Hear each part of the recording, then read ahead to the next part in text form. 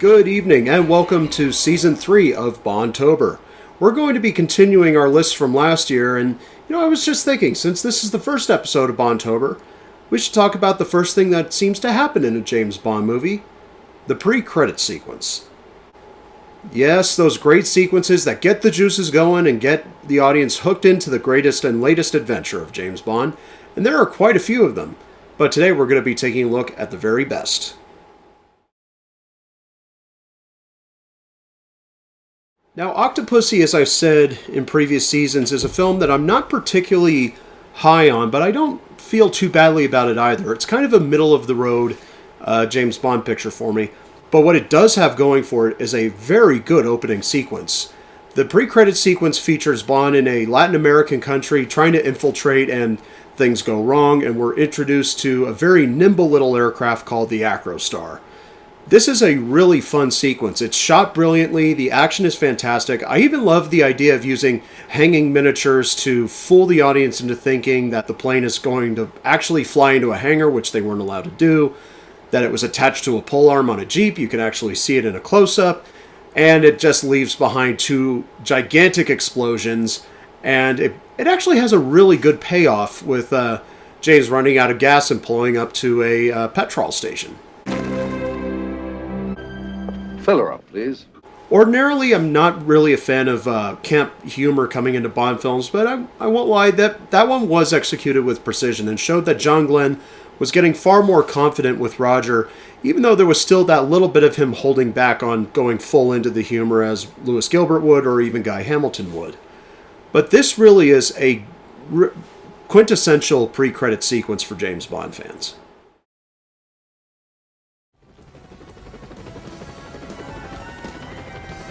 License to Kill at the time was certainly the most ambitious of the pre-credit sequences. It featured a much darker villain. It promised that the film was going to have a much darker tone and even a more violent tone compared to the rest of the films in the series. It features a great stunt with a man being dangled from a helicopter and hooking a plane and turning it upside down. In fact, Christopher Nolan may have taken inspiration for this for the opening sequence of The Dark Knight Rises. And I think it was a really high bar set that would be topped later on, but for a while, especially during the gap between License to Kill and GoldenEye, it looked like they would have a much tougher time trying to top this one. It was perfectly paced, and it actually served the story as it leads into Felix Leiter's wedding, which, as many know, becomes the meat of the story as moving forward after the credit sequence. So License to Kill starts off very, very well. From one Timothy Dalton film to another Timothy Dalton film, The Living Daylights actually masters something that the previous filmmakers were trying to do when debuting their new James Bond, whether it be George Lazenby or Roger Moore, which was how to introduce him to audiences, how to get audiences behind him before the real movie ever gets going and before they ever really get a taste of who he is. As we'll see later, On Her Majesty's Secret Service did a little bit of a better job trying to use the kind of secretive James Bond, whereas Live and Let Die didn't really try with Roger Moore. But this one is a really good one. Taking place during a training sequences on the Rock of Gibraltar, we see that an unseen force kills off two other agents, and we're introduced to Timothy Dalton as 007 in a really fantastic Dalian close-up. I really do love that shot. And one thing that really makes this special is Timothy Dalton's insistence on doing most of the stunts himself. There were, of course, some things where obviously they weren't about to let him dangle over a cliff, perhaps. But you can see he's clearly hanging onto the truck. He's clearly throwing punches. Timothy Dalton really was a great Shakespearean actor who always committed to his parts, no matter what they were. And I think this really telegraphed to Bond audiences that we would be in good hands with Timothy Dalton. And it even ends with kind of a rare thing for Dalton, which is to be overtly romantic, where the car runs off the cliff and it blows up, and poor James has holes in his parachute, and he looks for a place to land, and he happens to land on the yacht of a snobby lady who complains of how boring all the men are. He literally crashes in, and she offers him a glass of champagne, and he gladly accepts. I'll report in an hour. Won't you join me? Better make that two. I think that kind of showed that Dalton really did have a good sense of humor. It wasn't overt like people were used to with Roger. But this was a great start to a good movie. I do like The Living Daylights, but the pre-credit sequences just blows the rest of it out of the water.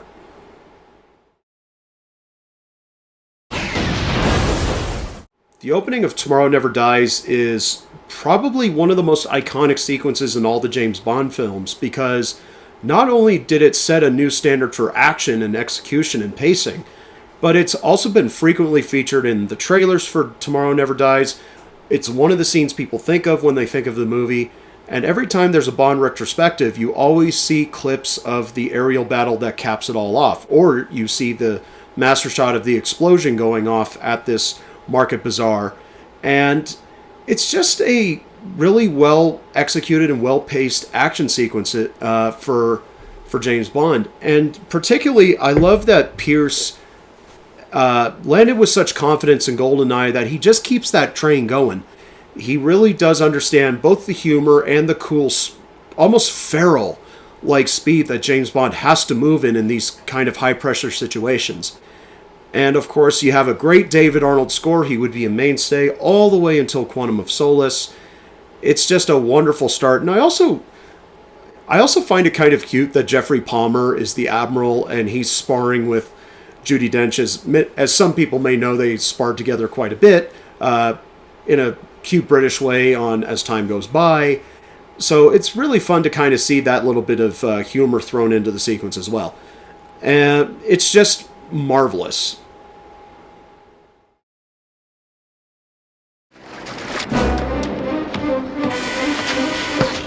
All right, I really like this sequence in On Her Majesty's Secret Service. It really is an interesting choice by Peter Hunt and Richard Maibaum to introduce the new James Bond, George Lazenby. They decide to photograph him largely in silhouette, where you see a close-up of his cleft chin. He's lighting a cigarette, and he follows this mysterious lady to the beach, and he sees that she's actually trying to drown herself, and he drives down to the beach rather heroically and saves her, but aha, there's henchmen on the beach. And this launches into what I think George Lazenby does better than any other Bond actor, which is the physicality, because we see he's throwing kicks, he's throwing punches. It's said that he actually got the job because he accidentally broke the stunt director's nose. And so, obviously, they want to highlight that in this sequence, and they really do. Backed by a wonderful, suspenseful John Barry score, filmed in a day-for-night filter in the shimmering sea. It really is a fantastic sequence. Now, I know a lot of people may think that it's done in by a near throwaway line, almost a fourth wall break by James when the mysterious girl drives away before he ever gets the chance to get to know her, to be romantic as he normally does. And he says the line, This never happened to the other fella. which people think is an obvious nod to Sean Connery, which, yes, it is. And, I'll be honest, the line doesn't really bother me that much because the rest of the movie doesn't really do this. It's just kind of just this cute joke that they came up with on set. And so they just decided to include it as a capper to this fantastic sequence to lead into this very fantastic movie. This is a phenomenal pre-credit sequence. After the sheer bloody mess that was Quantum of Solace, a lot of people were going into Skyfall not only with anticipation, but with a little bit of hesitation. Sam Mendes had not really proven himself to be an action director of sorts. He was a great director of dramas. He was a great character director. But knowing that he had the backing of Barbara and Michael, and he also had the assistance of the legendary Roger Deakins, and great stunt team, and a great second unit, they really pulled together a wonderful pre-credit sequence where there's immediate action, there's immediate plot that will tie into the rest of the film. There's great character dynamics going on with the new agent named Bond, and all three are trying to complement each other while also playing off each other on what the right decision is. And it goes fantastically from a car chase to a motorcycle chase to a fist fight on top of a moving train through tunnels, and it leads to I may have a shot. It's not clean. Take the shot. I can't. I may hit Bond. Now, for those who haven't seen Skyfall, I won't exactly reveal what it is, but needless to say, the outcome of that scene has profound consequences for all the characters moving forward throughout the film. I love Skyfall, and this was a pre-credit scene for the ages. It really knocked it out of the park.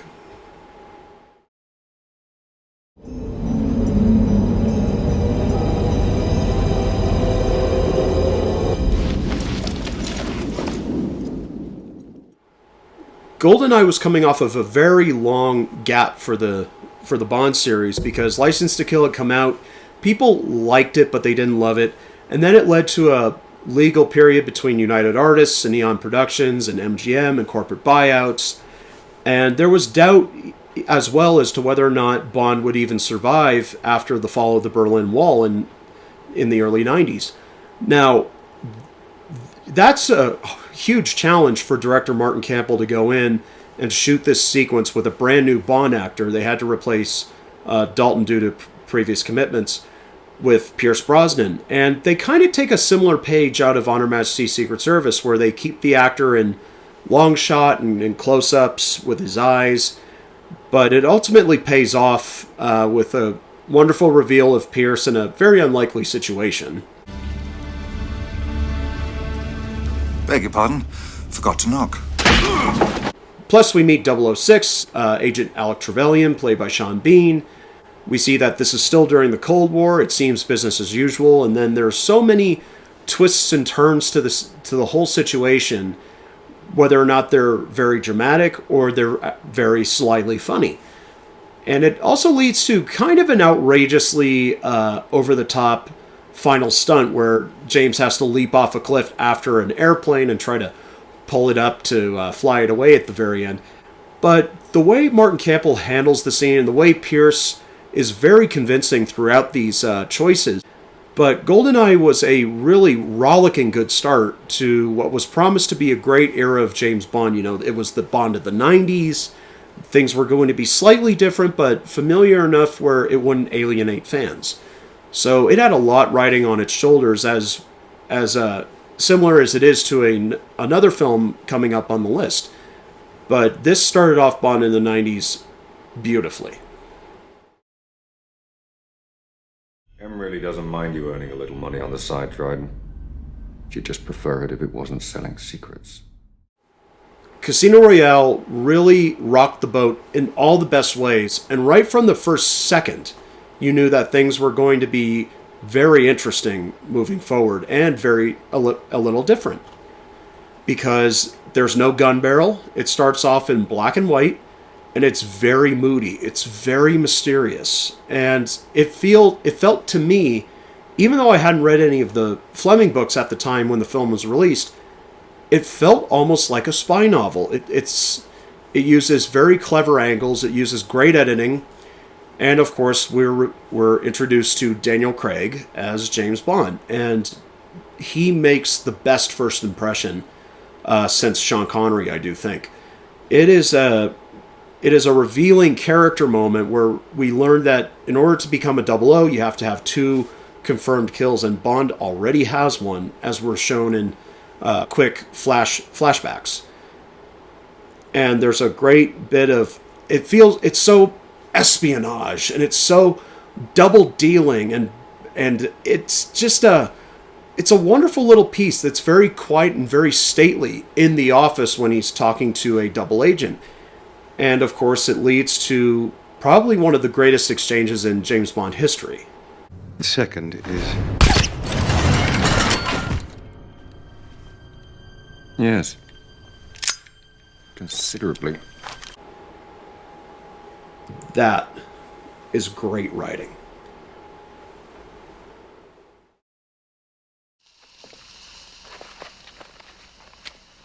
Shocking. Oh, the pre-credit sequence to Goldfinger is so good. It is so good. It's got all the hallmarks of the James Bond series going forward. There's some outlandish situations. There's some great stunt fighting, and it's a little sly and a little witty, because Bond has to infiltrate this lair, and he comes by sea, and once he's finished laying explosives, he takes off the wetsuit to reveal a perfectly dry tuxedo underneath, the white dinner jacket with the red carnation, the black bow tie.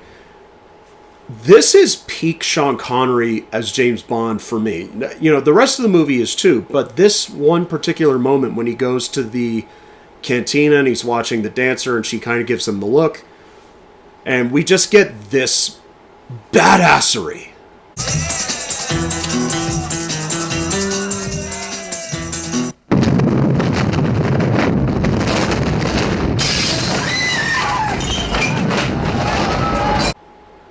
This may be the coolest moment in any movie I've ever seen in my life. Sean's reaction to everything and just his poise is the stuff of legend. Cheers, Sean, for making the pre-credit sequence to Goldfinger a gold standard.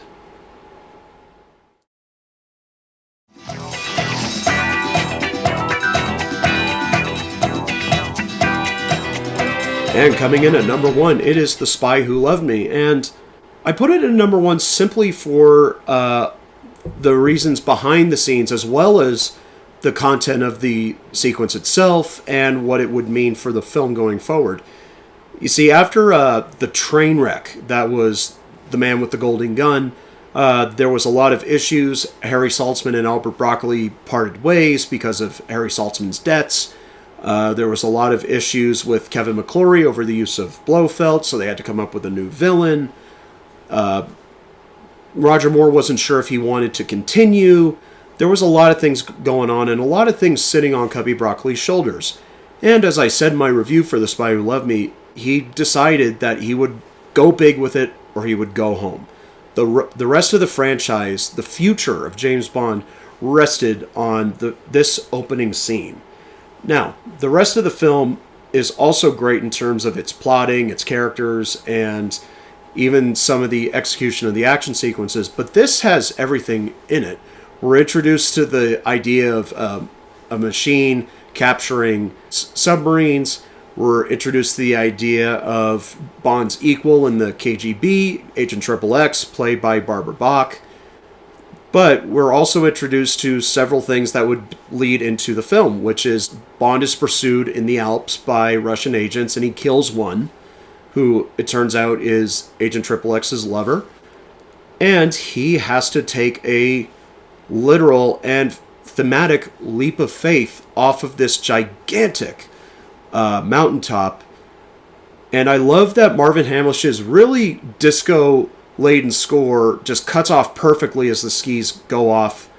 It's a literal leap into the void by Cubby Broccoli and the filmmakers and Roger Moore. And it leads to, I gotta say, this is one of the most, even though it's overtly patriotic, it's just iconic.